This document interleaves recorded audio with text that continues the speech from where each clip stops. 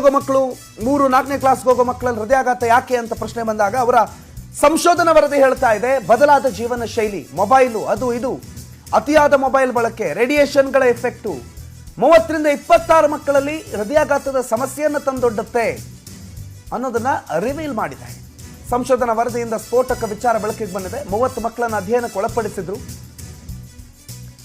ಈಗಲೇ ಎಚ್ಚೆತ್ಕೊಂಡು ನಿಮ್ಮ ಮಕ್ಕಳ ಜೀವನ ಶೈಲಿಯನ್ನ ನೀವು ಬದಲು ಮಾಡಿದ್ರೆ ಭವಿಷ್ಯದಲ್ಲಿ ಮಕ್ಕಳಿಗೆ ಸಮಸ್ಯೆ ಆಗೋದು ಕಡಿಮೆ ಆಗುತ್ತೆ. ಇಲ್ಲ, ನನ್ನ ಮಗ ಮೊಬೈಲ್ ಇಲ್ಲ ಅಂತಂದ್ರೆ ಊಟನೇ ಮಾಡಲ್ಲ, ನನ್ನ ಮಗ ಮೊಬೈಲ್ ಇಲ್ಲ ಅಂತಂದ್ರೆ ಹೊರಗಡೆ ಬರೋದೇ ಇಲ್ಲ, ಮೊಬೈಲ್ ಕೊಟ್ರ ಏನು ಬೇಕಾದ್ರೂ ಮಾಡ್ತಾನೆ ಅಂತ ನೀವು ಅವ್ರ ಕೈಗೆ ಮೊಬೈಲ್ ಕೊಡ್ತಾ ಹೋದ್ರೆ ಅದು ನಿಮ್ಮ ಮಗುವಿನ ಜೀವಕ್ಕೆ ಕುತ್ತಾಗುತ್ತೆ, ನಿಮ್ಮ ಮಗುವಿನ ಪ್ರಾಣ ತೆಗೆಯುವಂಥ ಸಾಧ್ಯತೆ ಇದೆ ಅಂತ ನಾವು ಹೇಳ್ತಾ ಇರೋದಿಲ್ಲ, ಮಾಧ್ಯಮ ಹೇಳ್ತಾ ಇರೋದಲ್ಲ.